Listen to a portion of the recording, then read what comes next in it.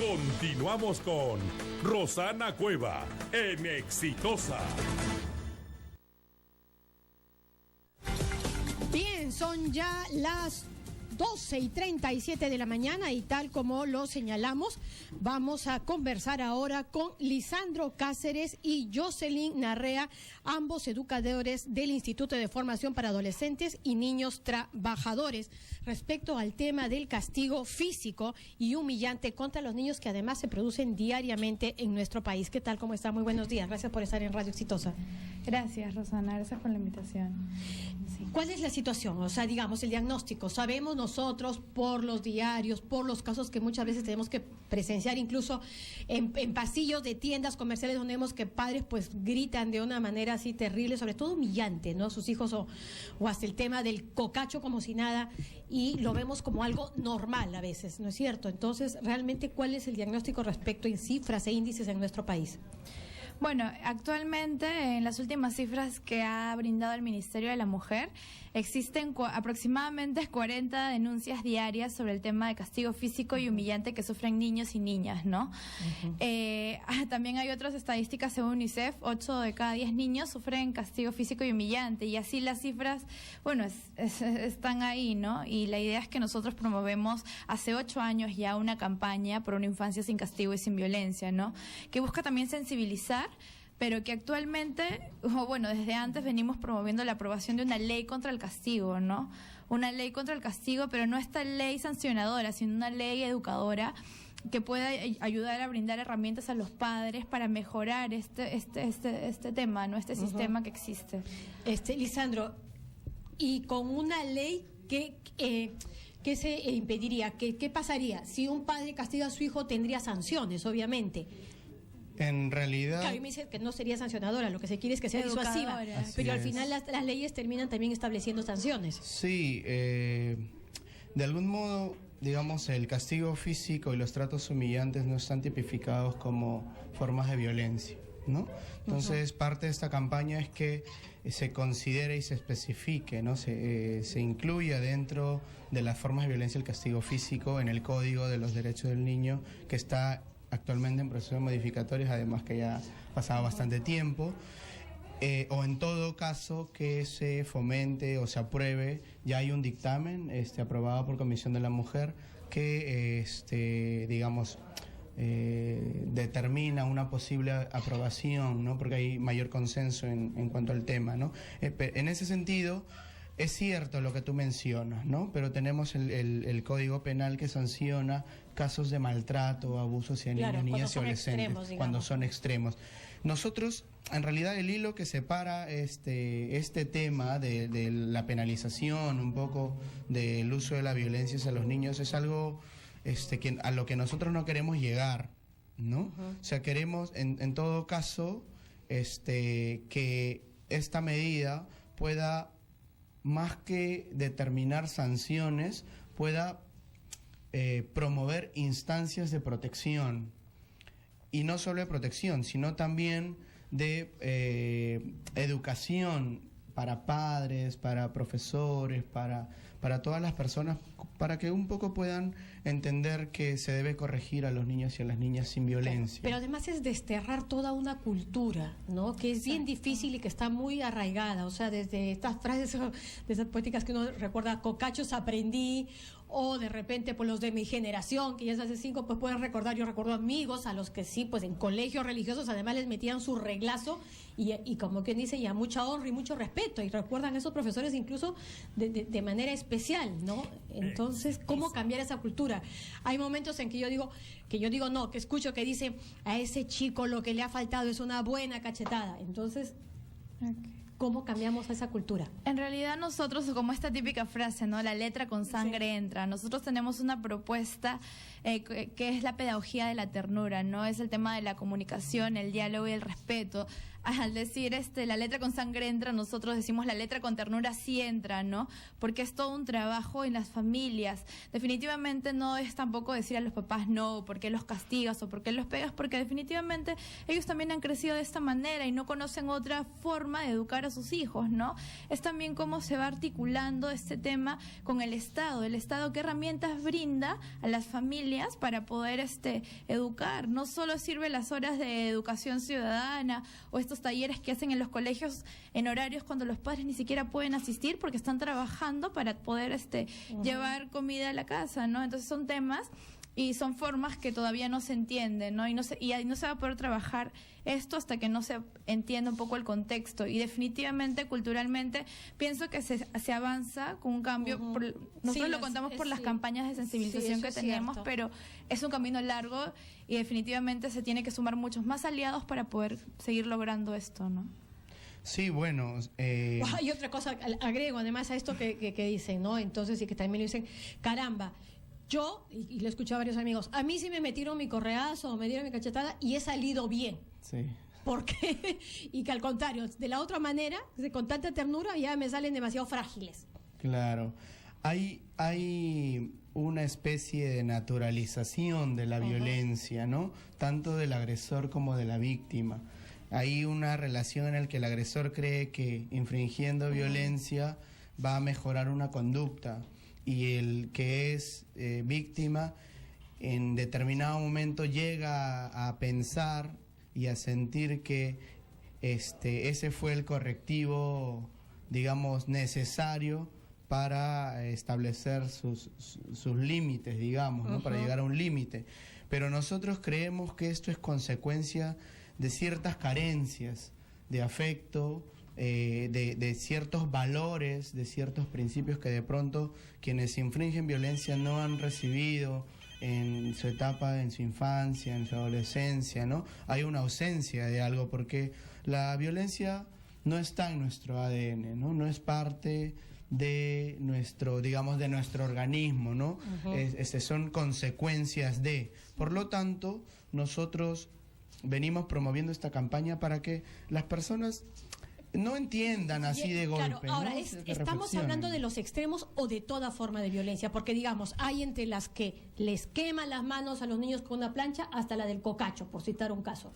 Nosotros, la posición de ustedes es que ninguna, porque si nosotros pensamos en el castigo como vamos etimológicamente a revisar este concepto, ¿no? Es una sanción frente a una acción negativa, ¿no? Y digamos su fin es corregir o hasta el pellizcón.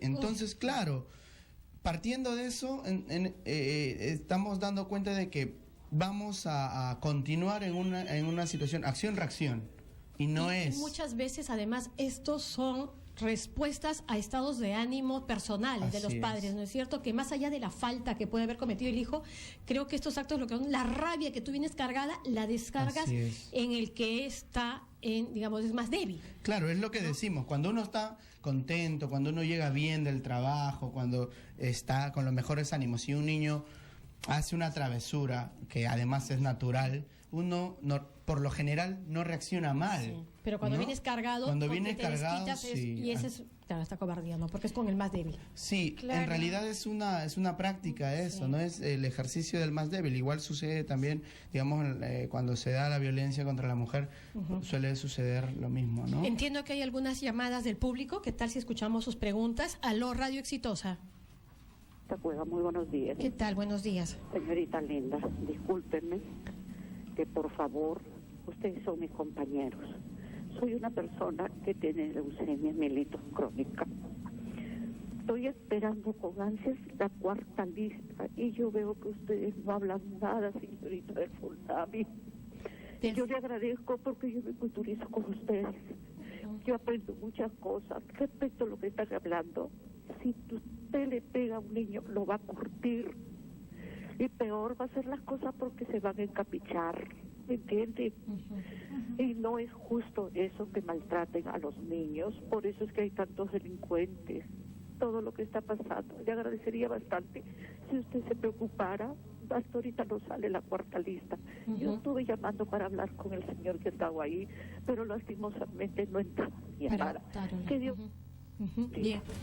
Bien, muchísimas gracias, señora. Y vamos a ver si de repente en los noticieros, en los programas periodísticos de la tarde se puede tratar el tema de la cuarta lista y qué está pasando precisamente con toda esta relación de personas que están, como decimos, en esta relación y que hasta ahora no se les fija fecha ni los montos, entiendo. Pero vamos con otra llamada respecto al tema que estamos tratando en este momento. Aló, Radio Exitosa. Muy buenas tardes. ¿Qué tal? Buenas tardes. ¿Lo escuchamos? Buenas tardes. Sí, mire, sobre el tema, ¿no?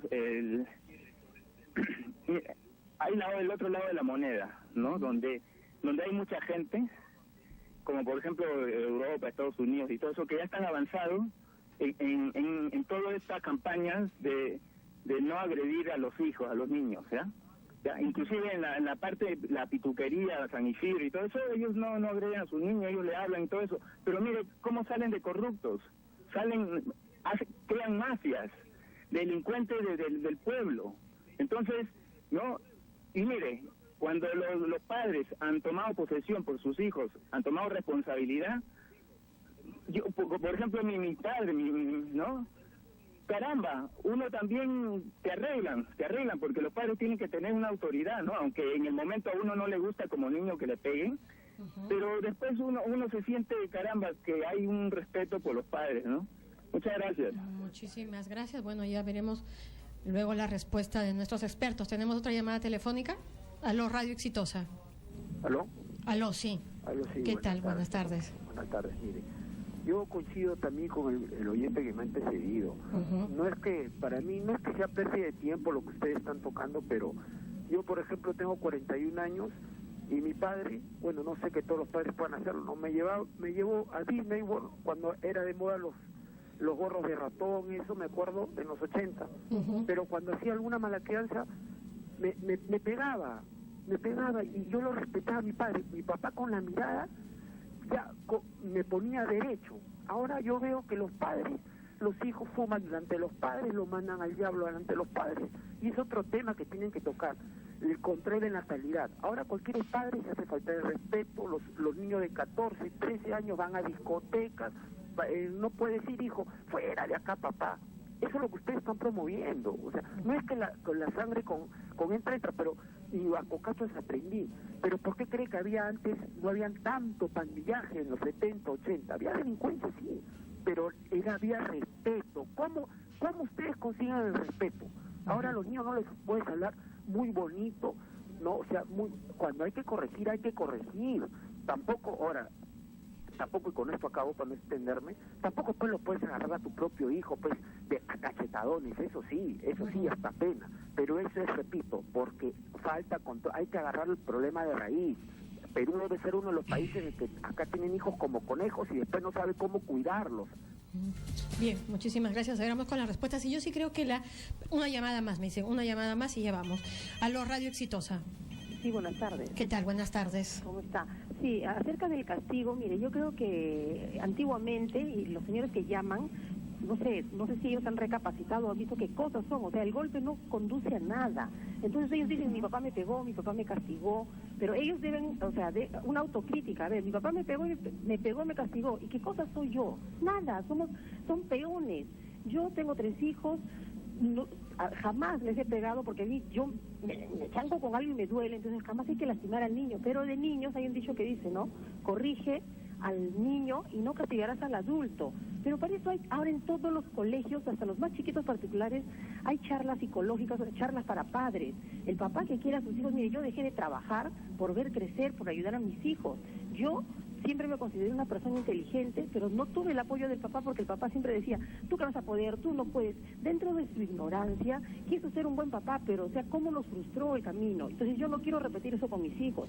En una charla, y eso toda la vida lo recuerdo, nos dicen, 20% es conocimiento y 80% es actitud para que una persona sea feliz. Entonces ahí hay que hablarle. Eso de que se van a la discoteca a los 12, 13 años, si uno está mal, es cierto, pero no le puedes cerrar las puertas a los hijos, hay que hablarle de todo. No, a veces los papás son tan no es autoridad, es autoritarismo. No le dejan a los niños que conversen, que les cuenten, porque no, esas cosas no pueden ver esas cosas de, esto es ver, yo a mis hijos les dejo ver y con ellos consultamos, hablamos, mira qué se debe y no se debe hacer. Entonces eso es lo que deben promover en todos los sitios, señorita, es los psicólogos deben hablar, o sea, ¿por qué no le dan nutrición y psicología para los papás? Bien, Gracias. Bien, gracias a usted por su llamada. Bien, distintas posiciones, pero a ver, vamos a la de los otros, ¿no es cierto? Entonces, cuando dicen, sí, pues tanta comprensión, y de pronto el adolescente llega y dice, ay, papá, no fastidies, y simplemente se va. Entonces, a este es al que le faltó. ¿Cómo responderían ustedes a eso? Sí, yo pienso, como incluso lo mencionaba antes mi compañero Lisandro, una forma de educar sin castigar es sin infringir miedo, porque muchas veces cuando uno es pequeño y te castigan, no lo haces porque está mal. O sea, no dices, ok, lo voy a dejar de hacer porque está mal, sino lo dejas de hacer porque tienes un miedo. Y vas creciendo con ese miedo que incluso a lo largo te da como inseguridad en la toma de decisiones en algunos aspectos en tu vida. Entonces pensamos que no es necesario infringir violencia o castigo físico para formar bien, Ya. o para decir voy a ser Pues, mejores ¿cómo ciudadanos. ganas igual el respeto? Porque claro, lo que dicen ellos es, luego no hay el respeto al padre. Y yo todavía, dice el Oriente, respeto a mi padre, que con la sola mirada me ponía en línea. Sí, primero yo quiero agradecer las llamadas porque nos permiten abrir una reflexión más amplia del tema, ¿no? La idea no es aquí sesgar una opinión que de parte nuestra es posicionar que la violencia está mal en todas sus dimensiones. En ese sentido, han tocado varios puntos muy importantes para seguir debatiendo, ¿no? El primero es el tema de la corrección. Esta campaña no está negando la corrección que deben tener los padres hacia los hijos, sino por el contrario. Las actitudes negativas se tienen que corregir y hay que, más que disciplinar, hay que enseñar a que los niños se autorregulen, que sean disciplinados, porque es una virtud para todos los aspectos de su vida, para cuando vaya creciendo, ¿no? ¿Cómo lo haces? Entonces, por ejemplo, si un padre es borracho, si un padre grita permanentemente, si un padre utiliza la violencia, no es un buen modelo, porque el niño replica eso. Claro. Pero un padre que dialoga, por ejemplo, yo te voy a poner un caso muy especial. Yo soy padre de familia, tengo una niña de 6 años, y cuando yo era adolescente, como seguramente muchos niños, muchos adolescentes, a mí me corregían utilizando la correa, por ejemplo, o el chicote de 3 puntas y eso, ¿no? Entonces yo en cierto modo decía... Claro, y eso que eres más joven que yo. y en cierto modo decía, me lo merezco, ¿y por qué pasa, no? Entonces cuando ya me fui haciendo más adulto y he llegado a tener a mi hija, comprendí un poco cuando mi mamá me decía, es que tú no entiendes, me decía, ¿no? Entonces me ponía a pensar por qué mi mamá llegaba a esa situación. Entonces, yo no venía de una familia completamente integrada, porque mi padre, por ejemplo, y mi madre cargaba ciertas frustraciones y emociones que al final, con esa carga de lo que hablábamos hace un momento, no terminaba explotando en una cosa así. Pero cuando mi madre, por ejemplo, una de las pocas cosas que hacía era decirme las cosas buenas que yo hacía, reforzar los aspectos positivos, porque la última llamada decía, muchas veces cargamos a los hijos con emociones negativas, tú no puedes, eres un bruto, eres un tonto. Obviamente, cuando uno se encuentra con esa información, termina buscando, amistades, a veces aceptando cualquier amistad, generando una personalidad conflictiva, negativa, ¿no? Entonces, la pregunta, cuando yo les decía también el cómo, es cómo transmitir la idea de autoridad, porque el tema de autoridad sí tiene que estar. Por supuesto. Ahora, la autoridad obviamente no tiene que ir asociada a me agarra cachetadas. Ya, ¿cómo se gana un padre? ¿Cómo se impone como autoridad?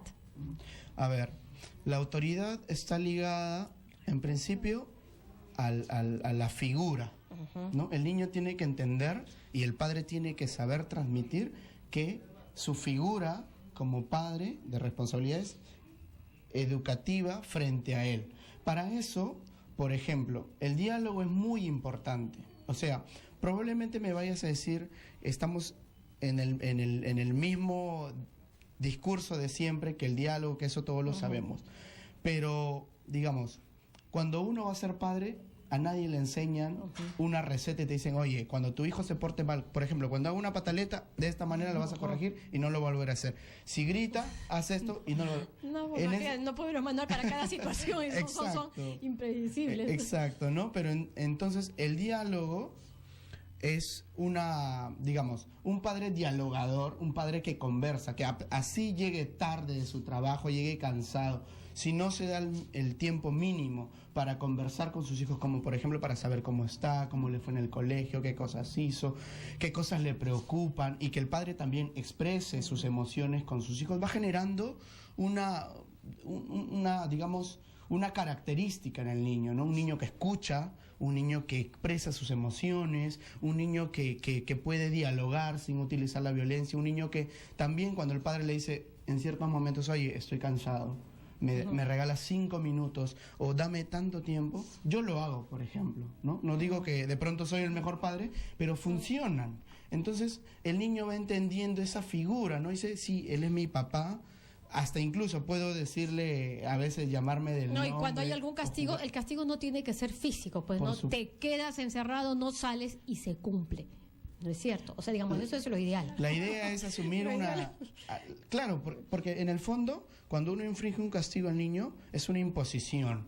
Entonces, a veces no hay una concientización del problema y no le permite a alguien que ha hecho algo malo rectificarse, ¿no? Resarcir una conducta pero sí negativa. Tiene que haber algún castigo. No necesariamente de violencia, pero tiene que haber los castigos. Nosotros le llamamos, hay que empezar a construir principios y acuerdos de convivencia con los niños. ¿En qué sentido? De que lo que decía la última oyente, por ejemplo, decía, educa a los niños y de grande no los tendrás que... Educa a los niños y de grande no los tendrás que castigar. Es como un método de prevención, digamos, ¿no? Por ejemplo, si yo llego a un acuerdo previo con mi hijo, por ejemplo, tienes que hacer la tarea antes de ver la tele. Ya. Y no te hace caso. Y no. En ese diálogo tienen que establecerse acuerdos. ¿Qué cosa sucede cuando no se cumple? De tu lado y del mío, porque también tiene que haber una negociación para que el niño entienda que no es una imposición, sino que son las relaciones. Entonces, por ejemplo, mi hija me dice, está bien, si no lo hago, no voy a usar, por ejemplo, la tablet. Claro. Entonces, hay una conciencia de la situación. Claro, que hay una consecuencia. Y hay una consecuencia y ya no es mi papá me castigó. ¿Me dejo entender? No sé si... Ok, para que la palabra castigo se radique. Exacto. Cada acto, que es lo que yo siempre le digo, hay un acto, ojo, viene una consecuencia, asume la consecuencia de ese acto. De tu acción. Porque es la persona quien está entrando digamos, en una situación de que depende de él. O sea, ¿por qué? Porque puede suceder también lo contrario, ¿no? A largo plazo, es decir, mi papá, puede haber personas como algunos de los oyentes que dicen, sí, yo considero que a mí me hizo bien, pero puede... Y no están hablando de padres necesariamente que estamos yendo al extremo, o sea, tampoco era que de repente su papá era un ebrio que llegaba todos los días y que pateaba. No, de personas que... tranquilas, pero que de vez en cuando les daban. Entonces, a eso es que se estaría refiriendo. Claro, por supuesto, pero también hay del otro lado, de chicos que de pronto no les golpean, que les niegan ciertas cosas pero para ellos son muy importantes, porque hay gente que dice, ya no me pegue, pero uy, si me quitan esto, y van creciendo con resentimiento hacia sus padres. Entonces la idea es que... Además la violencia sí termina marcándote, ¿no? O sea, y esa violencia así extrema de permanentemente, ese tipo de castigos, a simple mirada puede que tú digas, no, salió bien, pero tiene que haber pues inseguridades, temores con los que te has desarrollado. Exacto, a largo tiempo se va desarrollando todos estos temores en el camino que no ayudan a crecer, y si se ven algunas comparaciones en el tiempo de niños que sufrieron castigo físico y niños que no, pues vas a ver muchas las diferencias, ¿no? Sí. Pero entonces, igual es polémico, ¿no? Porque sí es cierto también, y que yo he visto, también me consta que haber ido a casas y haber escuchado a mocosos de 12 o 3 años decirles, papá, es que no me jorobes, no tengo hambre y no como, no me da la gana. O sea, también hay eso. Claro, ese es el otro extremo, si seamos claros. Sí, yo quiero solamente terminar, si me lo permites, mencionando que no es lo mismo infringir miedo que respeto. Entonces, nosotros sí creemos en que se tienen que establecer límites desde pequeños, en cómo, por ejemplo, hay que los niños se tienen que relacionar con los padres, hasta qué puntos están permitidas ciertas cosas, pero eso no tiene que ser una consecuencia de, o sea, no tiene que ser de momento, sino que tiene que estar en una práctica permanente, en un diálogo permanente y sobre todo fortaleciendo las cosas positivas con ternura y amor. Bien, bueno, esta conversación va a tener para rato, sin duda. Muchísimas gracias por haber estado con nosotros. Sí, yo suelo aprovechar el espacio también para hacer un llamado a los congresistas, a la Junta de Portavoces del Congreso y al presidente a que puedan tener en agenda prioritaria este tema, ¿no? El debate de la ley contra el castigo. Justo ayer los niños, bajo el lema "Nos cansamos de esperar", fueron al Congreso a entrevistar a los mismos congresistas para preguntarle por qué la infancia no es un punto de agenda en la cotidianidad de ellos, ¿no? Más ¿Cuándo la infancia va a ser importante? Entonces es eso. Así que notificados están. Perú aprueba la ley, así que sí. Perú aprueba la ley. Vamos ya, muchísimas gracias por estar, pero hay un dato además de último minuto y es que la Fiscalía ha pedido la detención de uno de los testigos del caso Bustíos y estamos hablando de la detención de uno de los miembros que habría participado precisamente en lo que fue esta emboscada que terminó con la muerte del periodista Hugo Bustíos. Estamos hablando de a quien su apelativo era Ojo de Gato. Ojo de Gato se ha pedido para este personaje que en este momento no tenemos el nombre a la mano, pero que fue parte de todo este grupo que emboscó y asesinó a Hugo Bustíos, habría sido detenido. Exactamente qué papel tuvo, no lo vemos, pero se ha pedido la Fiscalía en hace apenas unos momentos la detención de este testigo del caso Bustíos, en el que, como ustedes bien conocen, también es parte el exministro Daniel Urresti y también ex precandidato presidencial. Bien, momento de despedirme cuando es la 1:03, solo de recordarles que no dejen de ver Panorama este domingo, minutos antes de las 8 y por Panamericana, como siempre con reportajes de investigación. Muy buenas tardes, nos reencontramos el próximo lunes.